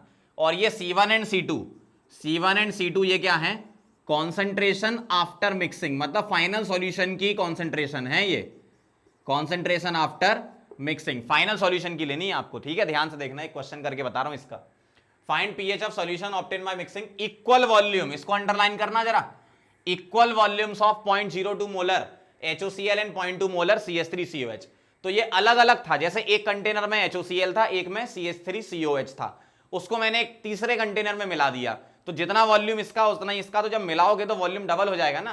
तो वॉल्यूम डबल तो कॉन्सेंट्रेशन हाफ, तो जो मैं C1 लूंगा वो लूंगा 0.02/2 करना पड़ेगा। क्यों, वॉल्यूम डबल हो गया, इक्वल वॉल्यूम मिलाया तो इसका V और इसका V मान लें तो 2V हो गया, डबल हो गया वॉल्यूम, तो कॉन्सेंट्रेशन हाफ हो जाएंगी, मतलब 0.01। इसी तरीके से मैं C2 क्या लिखूंगा, 0.2 डिवाइडेड बाय वॉल्यूम डबल हो गया, तो कॉन्सेंट्रेशन आफ्टर मिक्सिंग 0.01 एंड 0.1 आ गई। ध्यान रखना, कई लोग ये डायरेक्ट पुट कर देते, आंसर गलत हो जाता, फिर कहते समझ में नहीं आ रहा हमें। बहुत ध्यान से, इक्वल वॉल्यूम है, इक्वल वॉल्यूम मतलब कॉन्सेंट्रेशन क्या हो जाएगी, हाफ, वॉल्यूम डबल होने पर। आपका इसको मैं K1 बोल देता हूं, इसको K2 बोल देता हूं। चलो स्टार्ट कर लो। H+ कॉन्सेंट्रेशन लिख रहा हूं मैं, क्या आएगी, √ K1C1, K1 कितना है 2 × 10⁻⁻4 इंटू C1 कितना है 10⁻2 प्लस K2 कितना है 2 × 10⁻5 और C2 कितना है 10⁻1। इसको सॉल्व कर लेंगे, आंसर आ गया। सॉल्व कर लो, कितना आ रहा है ये आ गया 2 × 10⁻6 और ये भी हो गया क्या 2 × 10⁻6, 2 10⁻6 है, मतलब ये आ गया 4 × 10⁻6 का √ और √ बाहर निकालोगे तो ये आएगा 2 × 10⁻3। अब ये H+ आ गया। अब आप जानते हो pH निकालना, तो pH क्या आएगा, -log ऑफ क्या 2 × 10⁻³ लिख देंगे। अब क्या आएगा, फॉर्मूला लगा दो, log A × 10⁻⁻b, क्या आ जाएगा b - log A। ठीक, तो 3 - 0.3 कितना आ गया 2.7। तो इस तरीके से हम pH निकालेंगे, समझ गया बात को। तो ऐसे निकाली जाती pH। ठीक है, नोट करो इसको, फिर अगले केस पे चलते हैं। चलो आगे बढ़ते हैं, केस 6 पर चलते हैं। अगर आपको वीक एसिड के साथ स्ट्रॉन्ग एसिड दे दें, एक ये केस, या फिर वीक बेस के साथ स्ट्रॉन्ग बेस दे दें, चारों को मिक्स नहीं करना, या तो आपको weak acid and strong acid इसका मिक्सचर दिया जाए, या आपको वीक बेस और स्ट्रॉन्ग बेस का मिक्सचर दिया जाए। इसके लिए मैं बता देता हूं, सिमिलर ऐसा इसके लिए भी हो जाएगा। मेरे पास वीक एसिड अगर कोई दिया हुआ है तो उसकी कॉन्सेंट्रेशन को मैं C1 ले लेता हूं और डिसोसिएशन कांस्टेंट को K1, क्योंकि वीक है तो K पता होगा। अगर स्ट्रॉन्ग एसिड है तो उसके लिए सिर्फ कॉन्सेंट्रेशन पता होगी, जो कि मैं लिख रहा हूं C2। कैसे सॉल्व करोगे, H+ निकालोगे आप, H+ is equal to -C2 ± √C2² -4 K1C1 divided by 2, ठीक है। इसमें क्वाड्रेटिक बनती है डेरिवेशन जब करते, तो आप तो फाइनल फॉर्मूला ध्यान रखो। अब इसको अप्लाई कर लेते हैं। जैसे यहां अगर मैं बात करूं तो H प्लस कैसे लिखूंगा, ध्यान से देखना, -C2, C2 क्या है, स्ट्रॉन्ग एसिड की कॉन्सेंट्रेशन, मतलब -10⁻⁻4 plus minus √C2², -4 into K1, इसको K1 ले लो तो 2 इंटू 10⁻⁻5 और इंटू C1, ये C1 हो गया क्या, 10⁻⁻2, और डिवाइडेड बाई क्या कर दूं मैं यहां पे, डिवाइडेड बाई कर दूं किससे, 2 से, ठीक है। तो ये फॉर्मूला मैंने अप्लाई कर दिया। अब इसको सॉल्व कर लेंगे, आंसर आ जाएगा। देखो पहली बात तो यहां से माइनस हटा दो, क्योंकि H प्लस नेगेटिव तो हो नहीं सकता, अगर यहां भी माइनस यहां भी माइनस तो माइनस वैल्यू निकलेगी, ऐसा कैसे हो सकता है, तो माइनस हटा दो तो प्लस ले रहा हूं, तो 10⁻⁻4 प्लस √ ये सॉल्व कर लेते हैं, 10⁻⁻8 हो जाएगा, और माइनस यहां क्या आ जाएगा, सॉरी माइनस नहीं, यहां पर प्लस होगा, ठीक है, यहां प्लस होगा, इधर फॉर्मूले में प्लस कर लो, ठीक है, प्लस होगा, क्योंकि माइनस से तो वो फिर वो नेगेटिव हो जाएगा, ठीक है। तो ये हो जाएगा आपका, प्लस कर लें यहां पे, ठीक है, तो ये हो गया आपका प्लस 4 इंटू 2 कितना, 8 इंटू 10⁻⁻7, ठीक है, डिवाइडेड बाई क्या आएगा यहां पे 2, ठीक। तो फॉर्मूले में थोड़ा करेक्शन है, यहां माइनस लिख दिया था मैंने गलती से, पहले प्लस कर लेना। अब इसको और सॉल्व करेंगे, क्या, -10⁻⁻4 प्लस, अब मैं इसको ऐसा लिख सकता हूं क्या, देखो 10⁻�8 और यहां एक जीरो और बढ़ा दूं तो 80 लिख दूं, और जैसे ही मैंने एक जीरो यहां बढ़ाया तो यहां एक कम करना पड़ेगा, मतलब 10⁻⁻8 करना पड़ेगा, ठीक, बात बराबर ही है, डिवाइडेड बाई 2। अब यहां से 10⁻⁻8 कॉमन ले लेता हूं तो आपको ऐसा दिखेगा, -10⁻⁻4 प्लस 81 इंटू 10⁻⁻8 का अंडर रूट, देख लो जरा, 10⁻⁻8 कॉमन लोगे तो 1 + 80 तो 81 हो जाएगा, डिवाइडेड बाई 2, तो ये कितना हो गया, 10⁻⁻4 प्लस इसका अंडर रूट लोगे तो 9 इंटू 10⁻⁻4 निकल के आएगा, डिवाइडेड बाई 2, सही है ना। अब 9 इंटू 10⁻⁻4, ठीक है, अब 10⁻⁻4 कॉमन ले लो तो 9 - 1 कितना हो जाएगा, 8, तो 8 इंटू 10⁻⁻4 डिवाइडेड बाई क्या, 2, मतलब 4 इंटू 10⁻⁻4 बचेगा। तो फाइनल H प्लस इतना आ गया, तो पीएच कैसे निकालोगे, -log(H+) पुट कर दो वो, तो 4 इंटू 10⁻⁻4 पुट किया। अब इसका फॉर्मूला तो बहुत बार लिख चुके, 4 - log4, और log4 कितना होता है, 2 log 2, log 2 0.3, 0.3 का डबल 0.6, तो 4 - 0.6, तो कितना आ गया ये 3.4। तो इस तरीके से आपको सॉल्व करना है, फॉर्मूला ध्यान रखना, -C2 plus minus √C2² plus आएगा यहाँ 4 K1C1/2, ठीक है। तो इस फॉर्मूले को अप्लाई करके हम वीक एसिड स्ट्रॉन्ग एसिड के मिक्सचर के लिए निकाल सकते हैं, ठीक है, नोट कर लो इसको, फिर आगे बढ़ते हैं।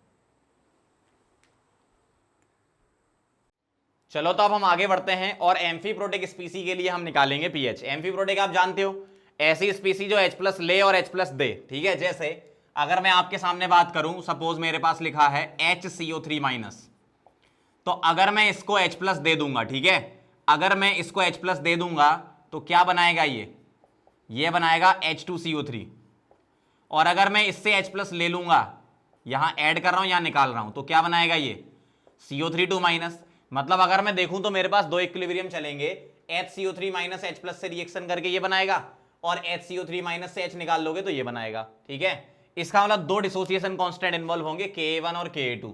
तो मैं pH कैसे लिखूंगा, देखो ध्यान से, मैं pH लिखूंगा इसका pKa1 plus pKa2 divided by 2, इस तरीके से pH निकाली जाती है किसकी, एम्फीप्रोटिक की, ठीक है। जैसे आपसे बोल दिया find the pH of NaHCO3, NaHCO3 solution, concentration पे डिपेंड नहीं करेगा कुछ भी, सिर्फ किस पे डिपेंड है, Ka पर। इसी तरीके से अगर मान लो मेरे पास कुछ ऐसा सॉल्ट आ जाए जिसमें 2 से ज्यादा H+ हो, ठीक है, जैसे मान लो मुझे दिया गया है एक सॉल्ट H2PO4 नेगेटिव और एक दिया है HPO4 नेगेटिव, मतलब मुझसे बोला गया Na2HPO4 की pH निकालो या NaH2PO4 की pH निकालो, तो इसमें क्या करेंगे, इसमें जो डिसोसिएशन इन्वॉल्व होंगे वो क्या होंगे, अगर मैंने इसको H+ दे दिया तो H3PO4 बना लेगा, मतलब पहला डिसोसिएशन इन्वॉल्व होगा, और जब मैं इससे H+ निकालूंगा तो दूसरा इन्वॉल्व होगा, मतलब यहां जो pH निकल के आएगी वो निकल के आएगी किस वाले फॉर्मूले से, एवरेज निकालना है आपको pKa का, लेकिन एवरेज किसका लोगे, 1 और 2 का। यहां ध्यान देना, यहां जब इसको मैं H+ दूंगा तो ये H2PO4 बनाएगा, H2PO4 नेगेटिव, और H+ निकालूंगा तो PO4 3 नेगेटिव, मतलब तीसरी इक्वेशन तक चले गए। इसका मतलब यहां जो pH निकलेगी उसमें सेकंड और थर्ड इक्वेशन इन्वॉल्व होंगी, तो pKa2 प्लस pKa3/2 से निकलेगी, ठीक है। इस तरीके से हमें करना है। तो ये फॉर्मूला हम लगाते हैं, जैसे ये एग्जांपल मैं बता रहा हूं आपको, यहां पर ध्यान से देखना जरा। pH ऑफ 0.01 मोलर, कॉन्सेंट्रेशन का कोई मतलब नहीं है, बस ये देख लो ये कौन सा सॉल्ट है और ये कौन सा है। यहां है H2PO4 नेगेटिव, H2PO4 नेगेटिव मतलब पहले और दूसरे के pKa का एवरेज लेना है, पहले और दूसरे के pKa का एवरेज लेना है। तो पहले और दूसरे का pKa, इसका pKa 3 आ जाएगा और इसका pKa आ जाएगा 8, 8 और 3 11, तो 11/2 आ गया ये, ठीक है। कितना आ गया ये 5.5 ऐसा। और सेकंड वाले में क्या होगा, ये है HPO4 2 नेगेटिव मतलब इस टाइप का सॉल्ट है ये, मतलब सेकंड और थर्ड वाले का एवरेज लेना है, 8 और 13 का एवरेज। तो pH is equal to 8 plus 13/2, कितना हो गया ये 21/2, 10.5 हो जाएगा। तो इस तरीके से हम सॉल्व करते हैं। अगर आपको सिंपल ऐसे बोल दिया NaHA या NaHS या NaHCO3, तो सिर्फ दोनों भाई दो ही दे रखे होंगे उस केस में आपको K। जहां 3 दे रखे हैं तो आपको फिर पहचानना है किन दो को लेना है, पहले दूसरे को लेना है कि दूसरे तीसरे को लेना है। अगर सॉल्ट आपका ये दिया है NaH2PO4 तो पहले दूसरे को लेना है, और Na2HPO4 तो दूसरे तीसरे को लेना है फिर, ठीक है, इस तरीके से। तो ये सारी कहानी हो गई pH कैलकुलेशन की। अब हम स्टार्ट करेंगे सॉल्ट हाइड्रोलिसिस। तो अभी तक जितने भी केसेस थे मैंने सब केस के साथ उसके आपको क्वेश्चन भी साथ में करवा दिए कि किस तरीके से आप एग्जाम में करोगे, समझ रहे हो। तो अब हम स्टार्ट करेंगे सॉल्ट हाइड्रोलिसिस, ठीक है। पहले आप ये नोट कर लो। चलो बच्चों, तो आगे बढ़ा जाए, सॉल्ट हाइड्रोलिसिस पर चलते हैं अपन, ठीक है। अब इसके क्या होता है, जब कभी भी हम सॉल्ट को पानी में डालते हैं तो हाइड्रोलिसिस होता है। अब हम क्या क्या केसेस पढ़ते हैं उसमें। सबसे पहले हम ले रहे हैं वीक एसिड स्ट्रॉन्ग बेस का सॉल्ट। सॉल्ट कैसे बनेगा, जब मैं वीक एसिड जैसे CH3COH को मैंने मिला दिया स्ट्रॉन्ग बेस NaOH में, तो सॉल्ट बनेगा सोडियम एसिडेट CH3CONA। इसी तरीके से स्ट्रॉन्ग एसिड वीक बेस का सॉल्ट कैसे बनेगा, जब मैं स्ट्रॉन्ग एसिड HCl को वीक बेस NH4OH में मिलाऊंगा। इसी तरीके से वीक एसिड वीक बेस का सॉल्ट कैसे बनेगा, CH3COH को NH4OH में मिलाओगे तो ऐसा सॉल्ट बनेगा अमोनियम एसिडेट, ठीक है। तो इन सभी सॉल्ट के बारे में हमें इनके pH कैलकुलेशन सीखनी है, और भी इसमें जो एक्स्ट्रा पॉइंट होंगे वो भी हम इसमें ऐड कर लेंगे। जैसे अगर मैं सबसे पहले बात करूं, आपसे पूछा जाएगा क्वेश्चन कि किस टाइप का हाइड्रोलिसिस हो रहा है, कैटायनिक या एनायनिक, तो हमें क्या करना है, जो भी वीक पार्ट होता है सॉल्ट में उसका हाइड्रोलिसिस होता है। तो बताओ इसमें वीक पार्ट क्या है, CH3CO-, क्यों, ये कहां से आया होगा, CH3COH से आया होगा, तो वीक पार्ट का हाइड्रोलिसिस होता है। तो ये ध्यान रखना, CH3CO- को जब हम पानी में डालते हैं, हाइड्रोलिसिस जब होता है तो CH3COH बनता है और क्या प्रोड्यूस होगा, OH- होगा, ठीक है। और ये इक्विलिब्रियम है तो इसके लिए कांस्टेंट क्या होगा, KH होगा। यहां पर वीक पार्ट क्या है, NH4+ वाला पार्ट है, तो NH4+ पानी में डालोगे तो क्या बनेगा, NH4+ वाटर से क्या ले लेगा, OH-, तो NH4OH बना लेगा और क्या प्रोड्यूस करेगा, H+, और इसके लिए हाइड्रोलिसिस कांस्टेंट KH होगा। यहां पर तो दोनों ही वीक हैं तो क्या होगा, CH3CO- ये और NH4+ ये, जब इन दोनों की रिएक्शन H2O से होगी तो CH3CO- H+ लेके CH3COH बना लेगा और NH4+ OH लेके NH4OH बना लेगा, और इसका हाइड्रोलिसिस कांस्टेंट KH होगा, ठीक है। तो पहली बात, अगर आपसे टाइप ऑफ हाइड्रोलिसिस पूछे तो इसमें एनायनिक, इसमें कैटायनिक और इसमें बोथ कैटायनिक एंड एनायनिक, ठीक है। तो सबसे पहला पॉइंट मैं लिख रहा हूं यहां पर, टाइप ऑफ हाइड्रोलिसिस क्या होता है, एनायनिक हाइड्रोलिसिस। क्या, एनायनिक हाइड्रोलाइसिस। इधर बता दो क्या होता है, इधर टाइप ऑफ हाइड्रोलिसिस क्या होता है, कैटायनिक NH4+। देखो एक्चुअल में होता क्या है, जो वीक पार्ट है वो रिएक्शन कर लेता है, स्ट्रॉन्ग का तो हाइड्रेशन या सॉल्वेशन हो जाता है, ठीक है। तो वीक पार्ट से हम हाइड्रोलिसिस बताते हैं। तो यहां पर क्या है, cationic and anionic both, cationic and anionic both, ठीक है। इसमें दोनों टाइप का हाइड्रोलिसिस होता है। आगे बढ़ते हैं, पॉइंट नंबर 2 पे आपसे पूछेंगे KH का रिलेशन बताओ। तो इसमें होता है KH is equal to KW/K। पूरा डेरिवेशन करके नहीं बता रहा, सीधे सीधे फॉर्मूले लिख रहा हूं, डायरेक्ट क्वेश्चन आता है एग्जाम में, है ना। तो KH क्या आएगा, KW/K। K क्यों, क्योंकि वीक एसिड बन रहा है, तो उससे याद रखना कि अगर वीक एसिड है तो उसका K तो गिवन होगा आपको क्वेश्चन में, ठीक है। तो हम लिख देंगे KW/K। इसमें क्या लिखेंगे सेकेंड पॉइंट में, KH इज इक्वल टू, यहां वीक पार्ट क्या है, वीक बेस बन रहा है ना, तो KW/ यहां K भी कर देना, और यहां तो दोनों ही वीक हैं, सॉरी सेकंड पॉइंट है ये, यहां दोनों ही वीक हैं तो KH इज इक्वल टू हो जाएगा KW/KA इंटू KB। समझ रहे हो बात को, बस चलते जाओ। तीसरा पॉइंट देखना जरा, पॉइंट नंबर 3, आपसे बोलेंगे अल्फा बता दो, तो अल्फा होगा √KH/C। मतलब आप KH निकालो यहां से और C से डिवाइड कर दो। C क्या है? Concentration of anion in the salt. कौन सा एनायन? जिस भी पार्ट का हाइड्रोलिसिस हो रहा है। इसमें CH3CO- की कॉन्सेंट्रेशन, इसमें NH4+ और इसमें CH3CO- और NH4+ की कॉन्सेंट्रेशन, ठीक है। और जितने भी सॉल्ट होते हैं सारे स्ट्रॉन्ग इलेक्ट्रोलाइट होते हैं, तो कोई टेंशन नहीं लेनी आपको। तो ये जो C है वो क्या है? कॉन्सेंट्रेशन ऑफ आयन है, ठीक। यहां पॉइंट नंबर 3 क्या लिखूंगा? Alpha is equal to under root KH upon C, ठीक है। तो फॉर्मूला यहां भी KH अपॉन C, यहां भी KH upon C under root में, लेकिन यहां का KH KW/KB, यहां का KH KW/K। K है dissociation constant for acid, K भी है डिसोसिएशन कांस्टेंट फॉर बेस, वो क्वेश्चन में गिवन होगा। अब यहां पर ध्यान देना, यहां बहुत इंपॉर्टेंट पॉइंट बन जाता है। यहां जो अल्फा होता है वो कॉन्सेंट्रेशन पे डिपेंड ही नहीं करता, वो सिर्फ और सिर्फ क्या आता है? KH। तो मैं यहां पर ये लिख रहा हूं क्या कि degree of dissociation is independent, degree of dissociation is independent of initial concentration of salt, ऐसे लिख लो। तो सॉल्ट आप कितना भी मोलर ले लो उस पर डिपेंड नहीं करेगा, KH पे डिपेंड करेगा, ठीक है। चलो आगे बढ़ते हैं। पॉइंट नंबर 4, इसके pH का फॉर्मूला क्या होगा? pH इज इक्वल टू, एक बार बताओ, यहां OH- प्रोड्यूस हो रहे हैं, तो OH- प्रोड्यूस होने का मतलब pH बढ़ेगी, तो pH 7 से ज्यादा आएगी यहां पर, तो यहां आएगा 7 + 1/2, 7 + 1/2 pKa + log C। इसका फॉर्मूला ये होता है। यहां पर माइनस लगा दो, क्यों? H+ प्रोड्यूस हो रहा है तो 7 से कम आएगा, तो फोर्थ पॉइंट लिख रहा हूं, pH इज इक्वल टू क्या आएगा? 7 - 1/2 क्या लिखेंगे? pKb + log C। Ka की जगह बस क्या लिख कर देना, यहां पर Kb कर देना, और यहां माइनस आ जाएगा क्योंकि pH 7 से कम आएगी, H+ प्रोड्यूस हो रहा है, ठीक।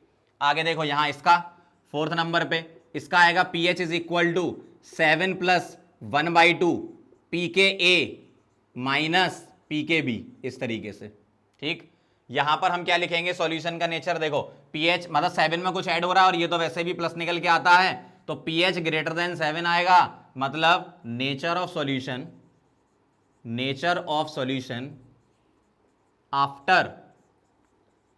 आफ्टर हाइड्रोलाइसिस इज बेसिक, क्योंकि pH 7 से ज्यादा हो रही है, ठीक है। यहां क्या आएगा? 7 से कम है तो pH क्या आएगी? <7। तो nature of solution after hydrolysis is acidic, ठीक है। तो यहां pH 7 से कम आ रही है क्योंकि, ठीक। अब यहां डिपेंड करता है Ka और Kb पे। अगर मैं आपसे ऐसा बोलूं कि Ka > Kb, तो क्या मैं ऐसा बोल सकता हूं कि Pk इज < Pkb? क्यों?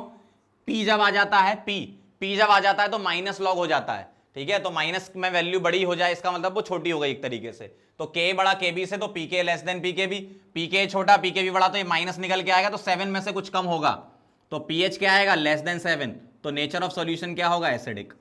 तो सीधी सी बात है, जिसका K ज्यादा, K मतलब या तो K ज्यादा या Kb ज्यादा, जिसका K ज्यादा वही नेचर होता है। तो K ज्यादा तो एसिडिक है, क्योंकि एसिडिक हो जाएगा। K किसके लिए होता है? एसिड के लिए। इसी तरीके से K < Kb होगा तो क्या आएगा? Pk इज > Pkb आएगा, और अब ये वैल्यू प्लस निकल के आएगी तो 7 में कुछ ऐड होगा, तो pH > 7 होगा, मतलब नेचर ऑफ सॉल्यूशन क्या होगा? बेसिक होगा। सही बात है। अगर मैं ऐसा लिखूं K is equal to Kb, तो Pka इज इक्वल टू क्या आ जाएगा?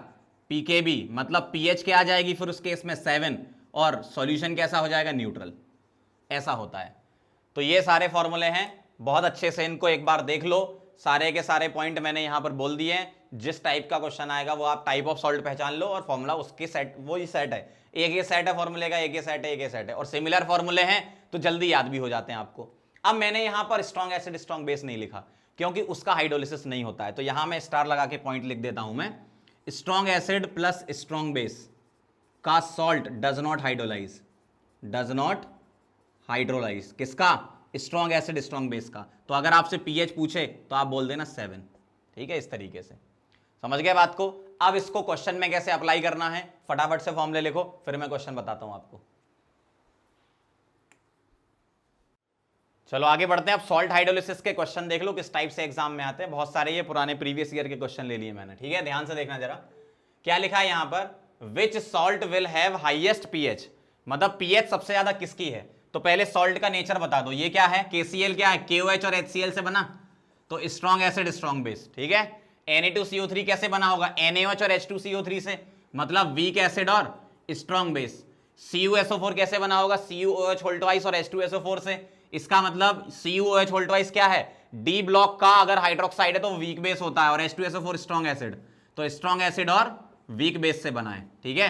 अब आप मुझे बता दो वीक एसिड स्ट्रॉन्ग बेस, इसकी पीएच क्या होती है, greater than 7। Strong acid strong base की पीएच क्या होती है, 7, और स्ट्रॉन्ग एसिड वीक बेस की पीएच क्या होती है, लेस देन 7। आपसे पूछा था हाईएस्ट पीएच बताओ, तो पीएच ग्रेटर देन 7, मतलब बी आंसर आ जाएगा इसका, ठीक है। चलो आगे बढ़ते हैं। PKb for CN negative is 4.7, the pH of 0.5 molar aqueous NaCN solution is. पहली बात आप पहले ये पहचानो कि क्या निकालना है, पीएच निकालना, और किसके लिए निकालना है, NaCN। ये तो एक सॉल्ट है, और अगर सॉल्ट है तो सॉल्ट हाइड्रोलिसिस से, आपको क्वेश्चन को ऐसे अप्रोच करना है। अगर ये सॉल्ट है तो सॉल्ट हाइड्रोलिसिस से पीएच आएगी इसकी। तो ये NaCN कैसे बना होगा, NaOH और HCN से।